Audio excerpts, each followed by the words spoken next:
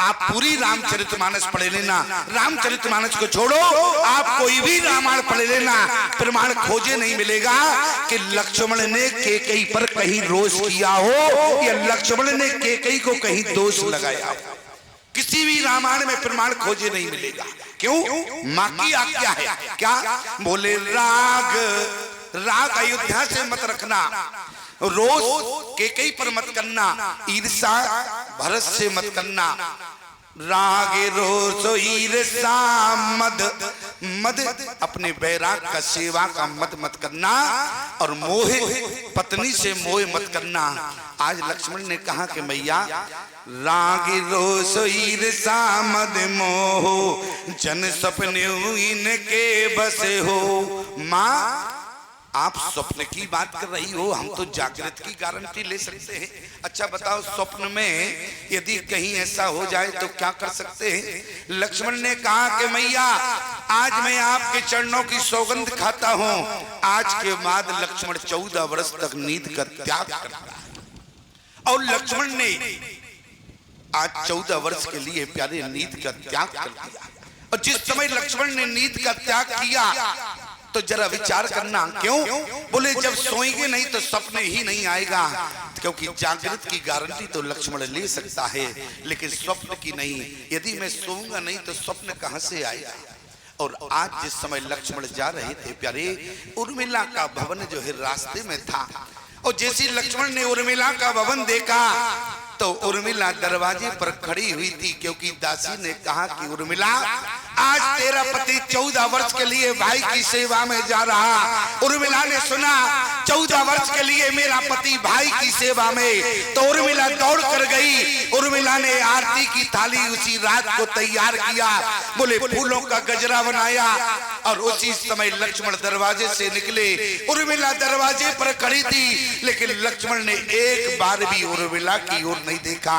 जब पति का रुख देखा है उर्मिला ने कि पति मुझे ले जाना नहीं चाहता, तो एक बार भी उर्मिला ने लक्ष्मण को नहीं रोका कि पतिदेव मैं भी आपके साथ चलूंगी। क्यों? क्योंकि लक्ष्मण का रुख भी उर्मिला ने देखा, जानकी ने भी राम का रुख देखा प्यारे, तो दोनों ने रुख देखकर प्यारे जीवन में पालन किया है। और जिस समय लक्ष्मण जाने लगे, दासी ने कहा कि उर्मिला तेरा पति 14 वर्ष के लिए जाता, क्या आज तुमने जो आरती की ताली लगाई, क्या तुम आज अपने पति को जाते समय गजरा नहीं पहनाओगी? उर्मिला ने कहा दासी से, एक गजरा मैंने आज के लिए नहीं बनाया था। दासी ने कहा फिर कब पहनाओगी? उर्मिला ने कहा 14 वर्ष के बाद जिस समय मेरा पति लौट के आएगा, मैं अपने कानों से सुनूंगी कि भाई की सेवा में कोई कमी नहीं रही। उस दिन मैं ये गजरा अपने हाथ से पहनाऊंगी प्यारे। और जिस समय दासी ने कहा कि उर्मिला आरती की थाली तो जला लेती, अरे दीपक तो जला लेती, कम से कम पति की आरती तो उतार देती, तुम्हारा पति सेवा में जा रहा। उर्मिला ने कहा आज मैं अपने पति की आरती नहीं, जिस दिन लौट के आएगा उस दिन मैं आरती उतारूंगी। किसी ने कहा कि उर्मिला जला तो लेती, लेकिन उर्मिला ने कहा आज आरती नहीं, जिस दिन आएगा मेरा पति उस दिन आरती उतरेगी। लक्ष्मण आगे बढ़ चुके थे प्यारे, लक्ष्मण लौट कर आए। लक्ष्मण ने कहा कि उर्मिला यदि तेरा अपने पति पर इतना विश्वास है, याद रखना प्यारे, पति पत्नी के जीवन में विश्वास होना चाहिए। लेकिन भारत की विडंबना है, भारत का जो दिन है इतवार, इतवार माने होता है विश्वास, और जो भारत का विश्वास का दिन है वो तो छुट्टी पर चला गया। कहाँ है भारत का दिन जो विश्वास का है वो छुट्टी पर चला गया। अब पति पत्नी के बीच में विश्वास नहीं है। एक घर में हम पहुंचे प्यारे, पति पत्नी में झगड़ा हो रहा था। झगड़ा किस बात का था? पति पत्नी दोनों हमारे पास आए। पत्नी ने कहा, बोली स्वामी जी हमारा पति बहुत झूठ बोलता है। हमने कहा बेटा झूठ नहीं बोलना चाहिए, झूठ बोलना पाप होता है, क्यों झूठ बोलते हो बिना मतलब का? अरे बोले स्वामी जी हम क्यों झूठ बोलते हैं? बोले हमारी पत्नी सबसे ज्यादा बोलती है। हमने कहा क्यों? अरे तुम दोनों को एक दूसरे के ऊपर विश्वास होना चाहिए, क्यों झूठ का सहारा लेते हो? पत्नी ने कहा, बोली स्वामी जी बताओ ये झूठ बोलता है, आरोप हमारे ऊपर लगा रहा। हमने कहा क्यों बेटा तुम झूठ क्यों बोलते हो? आज के बाद कभी झूठ मत बोलना। और मैं तुम्हारे यहाँ आना बंद कर दूंगा। और एक बात मैं आपको बताऊं, संत को कहाँ जाना चाहिए? संत वहां जाता है जहां श्रद्धा होती है। और शास्त्र हमारा कहता है प्यारे, हमें समाज में किसके यहाँ बोले अन्न का दाना नहीं खाना चाहिए प्यारे। जिस घर में 3 लोगों का जूठन नहीं गिरता है, उस घर में समाज में किसी को अन्न का दाना नहीं खाना चाहिए। वो घर कौन सा है? जिस घर में जीवन में कभी कन्या का जूठन नहीं गिरा, जिस घर में कभी संत का जूठन नहीं गिरा, जिस घर में कभी ब्राह्मण का जूठन नहीं गिरा, जिस घर में कभी गौ का जूठन नहीं गिरा, उस घर का तो हमें पानी भी नहीं पीना चाहिए प्यारे। शास्त्र ऐसा कहता है। मैं आपसे निवेदन कर रहा हूं, हमने उस व्यक्ति को फटकारा, देखो बेटा झूठ नहीं बोला जाता है, पति पत्नी का रिश्ता जो है वो विश्वास से चलता है। और आज की विडंबना देखो, लोग विश्वनाथ को तो पूजते हैं लेकिन विश्वास जीरो है उनका। क्यों? विश्वनाथ को तो पूज रहे हैं लेकिन विश्वास जीरो है। अच्छा ईमानदारी से बताओ, जिस विश्वास के ऊपर तुम बाहर जल चढ़ाते हो, वो विश्वास बाहर होना चाहिए कि अंदर होना चाहिए? विश्वास माने का जो देवता है वो विश्वास का देवता है, शंकर भगवान को कहा गया है। और शंकर भगवान के बिना ना तो राम है, ना कृष्ण है, ना संबंध प्यारे कोई है। यदि पति पत्नी का रिश्ता है तो वो विश्वास से ही चल रहा है। और यदि मैं आपसे बात करूं, हमने कहा कि देखो आज के बाद कभी झूठ मत बोलना। पत्नी ने कहा, बोले स्वामी जी ऐसे विश्वास नहीं होगा। फिर विश्वास की बात आती, हमने कहा कि कैसे विश्वास होगा देवी तुमको? पत्नी ने कहा, बोली स्वामी जी हमें ऐसे विश्वास नहीं होगा। तो हमने कहा फिर कैसे विश्वास होगा? बोले आपकी सौगंध खा जाए तो अभी विश्वास हो जाएगा। हमने कहा हमारी क्यों खावे? क्यों, हम क्या फालतू हैं क्या? अरे हमारी क्यों खावे? तुम्हें विश्वास नहीं है, तुम्हारी ही सौगंध खा जाए तो क्या बात कहेगी? अरे बोली अब हमारी सौगंध रहने दो। हमने करना विश्वास को नहीं है, अरे तुम्हारी सौगंध खावे, तुम्हारे बच्चों की खावे, खानदान की खावे, हमारी क्यों खावे? बोली स्वामी जी आपकी इसलिए, अब हमारे तो छोटे छोटे बच्चे हैं, तुम्हारे कौन कोई आगे पीछे रोने वाला? अब ईमानदारी से बताओ, ऐसे घर में यदि जाना हो तो क्या शिष्यों का कल्याण होगा? क्या गुरु का कल्याण होगा? लेकिन जरा विचार करना। हमने कहा कि बेटा पत्नी को विश्वास तभी होगा जब हमारी सौगंध खाओगे, तो सौगंध तो खाओ। उसने कहा, बोले स्वामी जी आपकी सौगंध खाते हैं चरणों की, आज के बाद कभी झूठ नहीं बोलेंगे। पत्नी बोली यदि बोले तो? पति ने कहा कि आपके चरणों की सौगंध खाते हैं, आज के बाद कभी झूठ नहीं बोलोगे। यदि झूठ बोले तो मैं उसी दिन अपने प्राण त्याग दूंगा। हमने कहा बेटा तुमने सौगंध बहुत बड़ी खाई है, अब बोले इनसे कहो ये भी खावे। पत्नी ने कहा, बोले स्वामी जी मैं आपके चरणों की सौगंध खाती हूँ, आज के बाद कभी झूठ नहीं बोलूंगी। पति बोला बोली तो? पत्नी ने कहा मैं आपके चरणों की सौगंध खाती हूँ, आज के बाद कभी झूठ नहीं बोलूंगी। यदि झूठ बोलूं तो मैं उसी दिन विधवा हो जाऊंगी। हमने कहा समाधान हुआ कि बवाल और पैदा हो? क्यों? समाधान हुआ कि बवाल और हो गया। लेकिन जरा ध्यान देना हमारी बात पर, मैं आपसे निवेदन कर रहा हूँ। आज लक्ष्मण ने कहा कि उर्मिला यदि आज तुम्हें अपने पति पर इतना विश्वास है तो याद रखना उर्मिला।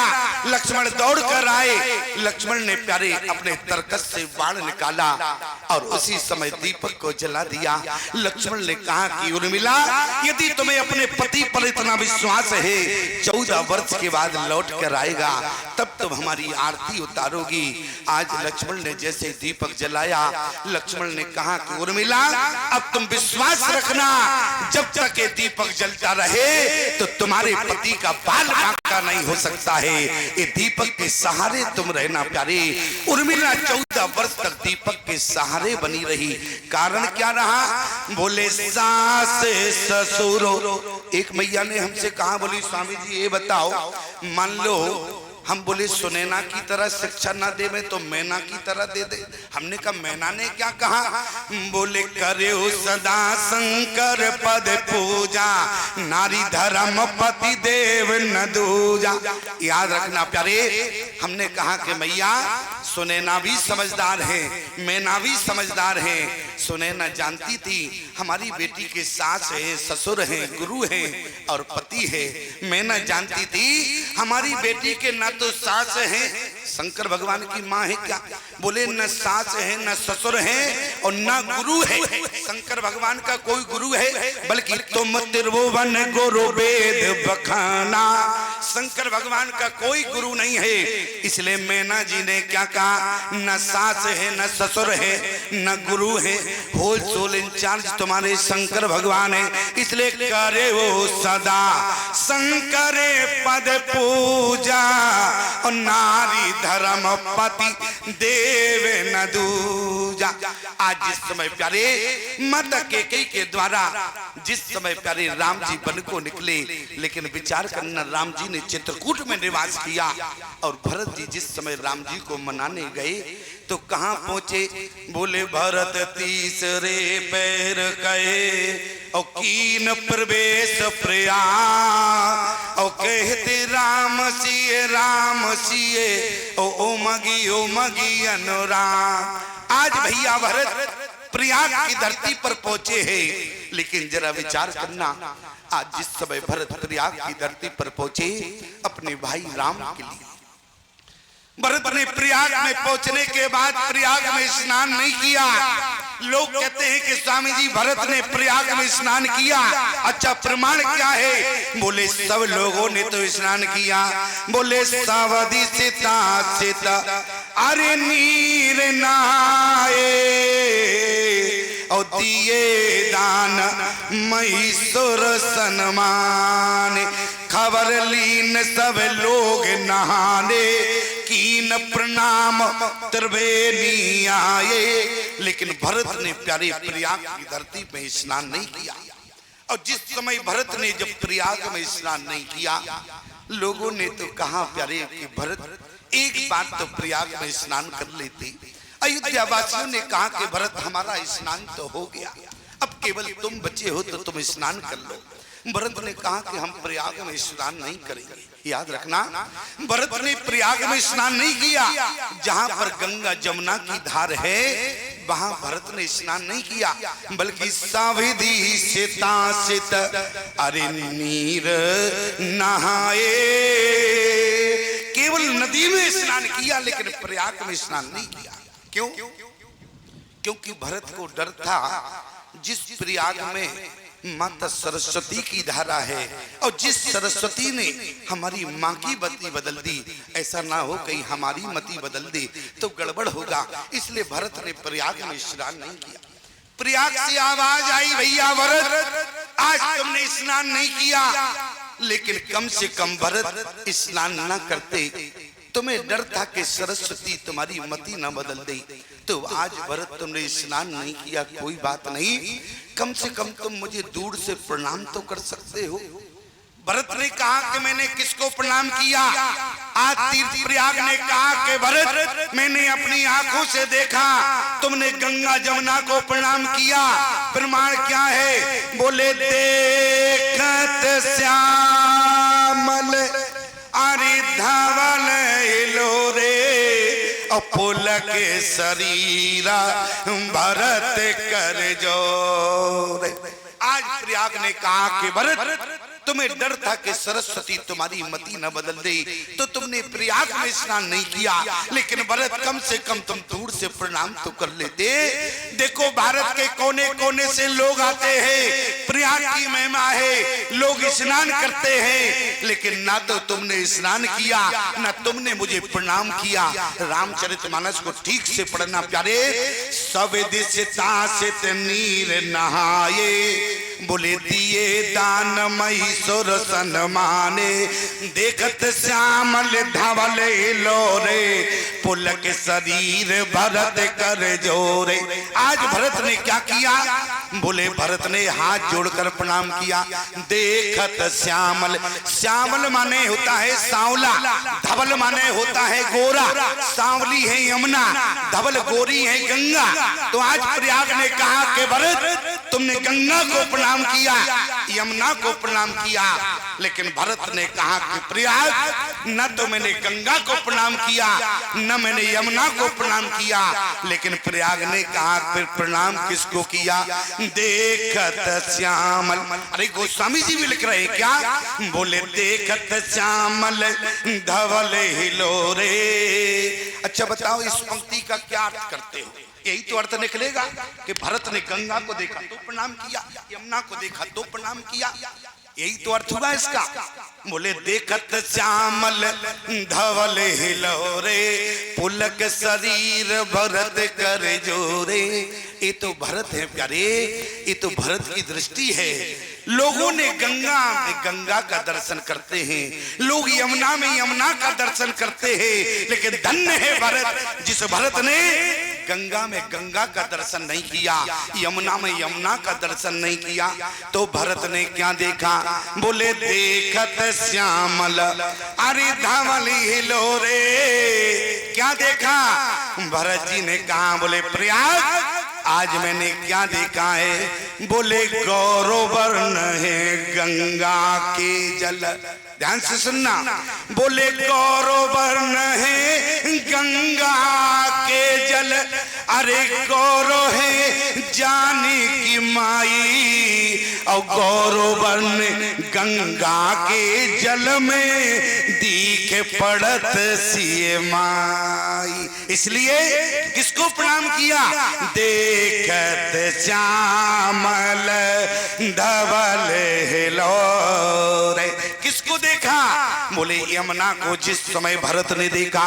बोले श्याम वर्ण है यमुना के जल, अरे श्याम है श्री रघुराई, और श्याम वर्ण यमुना के जल में दीख पड़त रघुराई। इसलिए देखत श्यामल धवल हिलोरे, पुलक शरीर भरत कर जोरे। आज भरत ने प्यारे, ये तो भरत की दृष्टि है, क्योंकि संत की दृष्टि और तुम्हारी दृष्टि में अंतर होता है। तुम जग में जग का दर्शन करते हो, याद रखना प्यारे, तुम संसार में संसार का दर्शन करते हो, और संत संसार में तुम जग में जग का दर्शन करते हो, लेकिन महात्मा जग में जगदीश का दर्शन करता है। प्रमाण क्या है? बोले जड़ चेतन जग जीव जत, अरे सकल राम मैं जान, और बंदों सबके पद कमल, और सदा जोर जुगपान, सिए राम मैं सब जग जानी, करहो प्रणाम जोर जुगपानी। ये तो संत की दृष्टि है प्यारे, क्योंकि संत की दृष्टि से जिस दिन तुम्हें देखना आ जाएगा, उस दिन तुम्हें जग में जग नहीं दिखेगा प्यारे, बल्कि जग में जगदीश दिखने लगेगा प्यारे।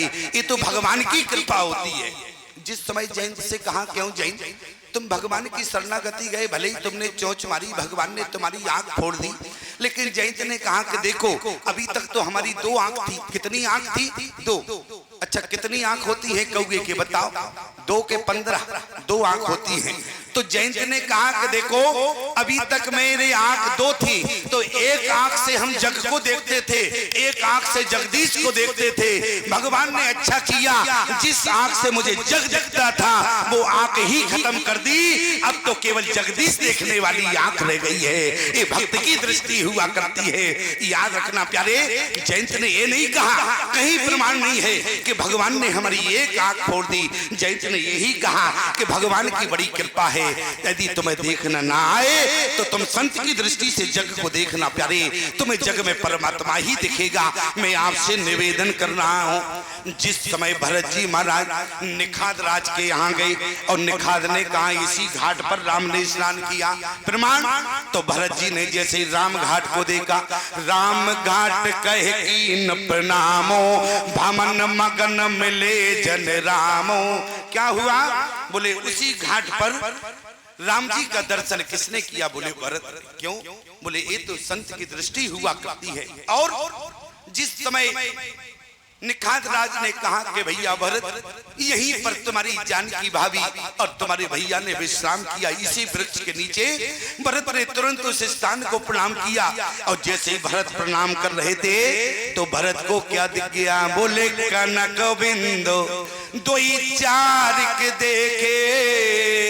और जैसे सोने के कणों को देखा तो भरत ने उठा के सिर पर रख लिया। किसी ने कहा कि भरत, इस सोने के कण तुमने अपने सिर पर क्यों रखे?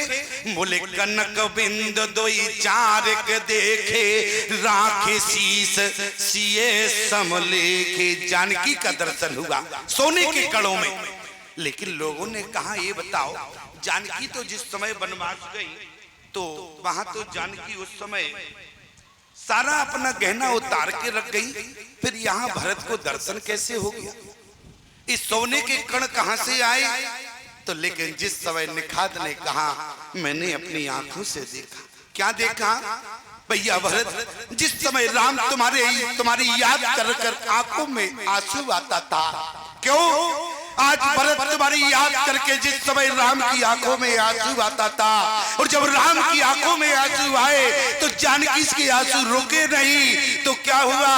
बोले जब जब व्याकुल हो सिए, अरे अते ही ये पुलकित गा, और अश्रु बिंद हुई मही गिरत, और कनक बिंद हुई जात। मैंने अपनी आंखों से देखा इस सोने के, जो जानकी की आंखों से आंसू गिरता था वो जमीन पर सोने के कण बन जाते थे।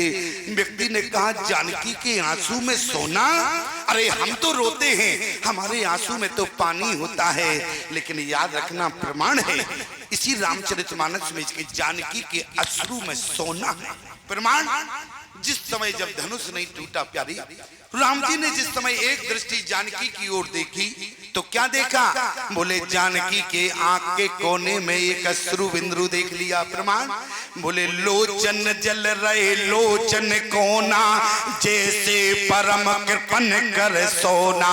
जानकी का आंसू तुम्हारी तरफ पानी नहीं है, तुम्हारा आंसू पानी है, लेकिन जानकी का आंसू सोना है। आज बोले निखाद राज ने स्पष्ट कर दिया, जब जब व्याकुल हो सिए, अरे अतई पुलकित गा, ओ अश्रु बिंद हुई मई गिरत, और कनक बिंद हुई जात। उसी समय प्यारे आज भरत ने क्या देखा?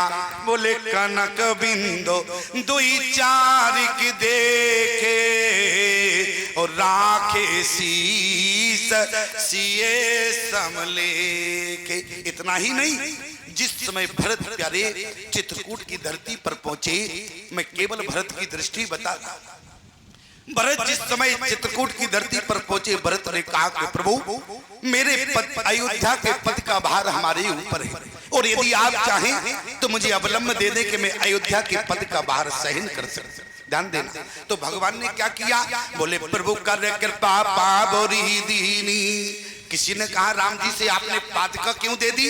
अरे आप पादुका न देके और कुछ दे देते तो क्या दिक्कत की बात थी? राम जी ने कहा, भरत ने कहा कि अयोध्या के पद का भार हमारे ऊपर है, अयोध्या के पद का भार। तो याद रखना, अयोध्या का पद हमारे पद से भारी नहीं है। क्यों? बोले जो पादुका राम के पद को संभाल सकती है वो अयोध्या के पद को भी संभाल सकती है। इसलिए प्रभु कर कृपा, अरे पावरी दीनी, और सादर भरत शीश धर लीनी। और जैसे ही भरत ने प्यारे अपने सिर पर रखा। अच्छा एक बात और बता दे, क्योंकि मैं इसलिए विचार करके बताता हूं प्यारे, शंका नहीं छोड़ता। मैं जितनी कथा सुनाऊं उसमें शंका नहीं रहती। शंका क्या है?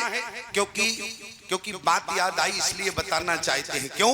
बोले ज्यों केला की पात में और पात पात में पात, और ज्यों भगता की बात में और बात बात में बात। जैसे हमारे वकील साहब बैठे हैं सरनाम सिंह जी डमरास वाले, दे वकील हैं, बुरा मत मानना हमारी बात का, लेकिन हम वकीलों की बात करें, ईमानदारी से बताओ वकील तेज होता है कि नहीं होता? क्यों? वकील अपनी बात की कील जज के लगा देता है। क्या करता है? वकील अपनी बात की कील जज के लगा देता है, तो जज को मानना पड़ता है। वकील बहुत तेज होता है, इसी प्रकार से वक्ता भी तेज होता है। और मैं शंका तो छोड़ता ही नहीं हूँ। एक वकील क्या हुआ, एक व्यक्ति पहुंचा, क्योंकि उनके नगर में सिद्धांत था क्या? बोले 4 घोड़े की बग्घी पर बैठकर जो यात्रा करेगा सजाए मौत दी जाएगी। अब वो वकील के पास पहुंचा, बोले कैसे बचा पाओगे? वकील ने कहा ये तो हमारे बाएं हाथ का काम है, हम तुमको बचा ले जाएंगे। बोले कैसे बचाओगे? बोले अब तारीख तुम आने दो, अब उसी दिन बताएंगे, सब दाव पैंच तुमको थोड़ी ना सिखा देंगे। और जैसे ही पहुंचा तारीख लगी, जज साहब ने कहा क्यों? विपक्ष बोला साहब 4 घोड़े की बग्घी पर यात्रा करना बोले सजाए मौत है। अब बोले उसके पक्ष का वकील बोला, बोले साहब 4 घोड़े की बग्घी पर बैठकर यात्रा करना सजाए मौत है, लेकिन बोले 4 घोड़े थे ही नहीं, उसमें तो 2 घोड़ी थी, 2 घोड़ा था। क्यों? समाधान किसने दिया? वकील ने दिया कि नहीं? अच्छा एक बात और बताओ, एक ने तो मर्डर कर दिया, वकील के पास पहुंच गया, वकील से पूछा कैसे बचा पाओगे? अब तो हम बिल्कुल मार कर आए हैं। वकील ने कहा चिंता मत करो। वकील ने कहा एक काम करना, जैसे ही जज साहब पूछे तो तुरंत मैं कर देना। बोले इससे बच जाएंगे? अरे बोले देखो तो कितनी भी तारीख लगे। और जैसे ही जज साहब के यहाँ तारीख लगी, बोले क्यों तुमने मर्डर किया है? तो कहे मैं कर दे। तो क्या हुआ? बोले जज साहब को 2-3 तारीखों में फैसला सुना दिया। बोले हटाओ, ये तो मूर्ख है, इसने मर्डर नहीं किया होगा, बरी हो गया। वकील साहब अपने चैम्बर में ले गए, बोले लाओ हमारी फीस, हमने तुम्हें बचा दिया। तो वकील साहब से बोला मैं। वकील साहब ने कहा सुनो मैं से काम नहीं चलेगा, फीस लाओ। बोले वाह, जब हम जज से बच सकते हैं तो तुम्हारी फीस से नहीं बच सकते। किलांट और ज्यादा तेज होता है, लेकिन तुम लोग चिंता मत करना प्यारे, मैं आपसे निवेदन कर रहा हूं। लोग कहते हैं कि यहाँ पर भगवान ने ताड़का की हड्डियों की खड़ाओं भरत को प्रदान की, क्योंकि ताड़का को 14 की हड्डियों की खड़ाओं 14 वर्ष अयोध्या के सिंहासन पर रही। एक कथा बहुमुखी मन की से कथा है, इस कथा का कहीं कोई रामायण में प्रमाण नहीं है, इसलिए ताड़का की हड्डियों की खड़ाओं नहीं। बोले फिर प्रमाण तो है, एक ही बाण प्राण हर लीना, दीन जानत है निज पद दीना। तो अयोध्या का पद नहीं, निज पद। बोले क्यों? बोले अपना पद भगवान ने ताड़का को दिया है।